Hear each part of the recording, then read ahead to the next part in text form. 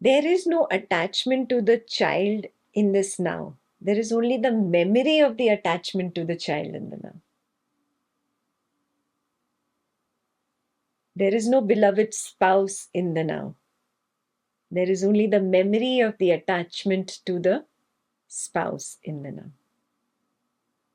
Yeah, attachment can be both ways. Love is also an attachment, hatred is also an attachment.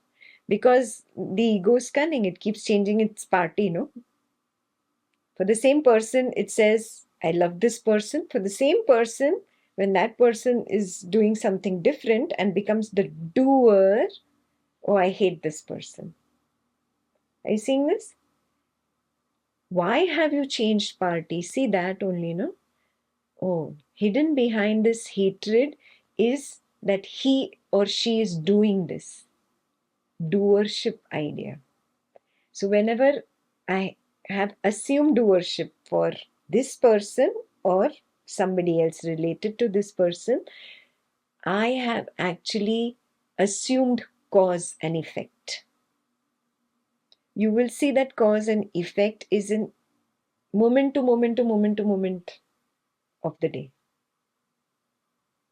And whenever there is cause and effect, know that you have taken the stand as this person and held on to the memories of this person, because this person is also not continuously there. Yeah, when you started meditating and you were sitting still, you forgot the person completely. There was no person, there was no body, there was no mind, there was just the now, there was the stillness of the now, the no thingness.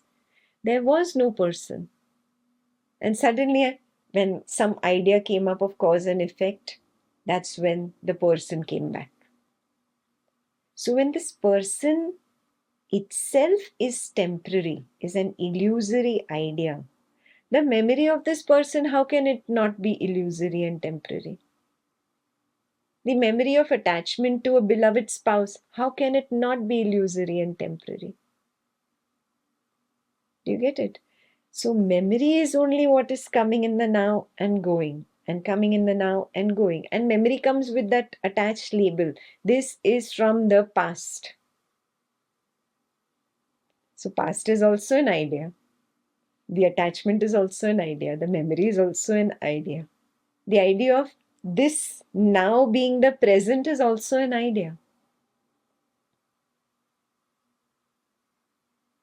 All of these are illusory ideas in the now. Whatever happens, happens in the now.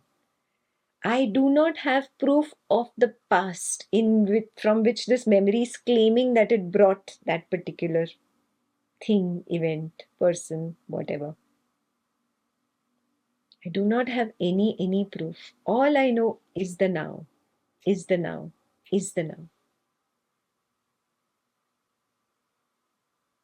Do you see this? So just being with that truth again and again. This holding on to it, staying with it continuously is called being established in Satchidananda. Not slipping away with the memories of the person. Yeah? But continuously seeing that the memories of the person are coming into the now and dissolving into the now.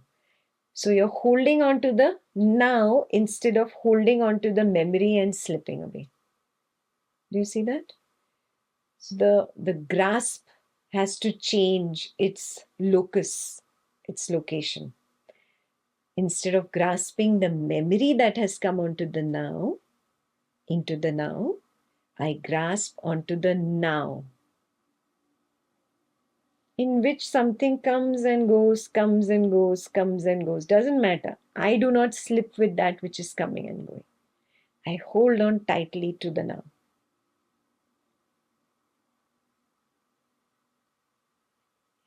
This should be our next milestone to gauge our own spiritual progress. Am I able to really hold on to this now? Then every idea of he did this, she did not do this, he did not do this, why did this happen?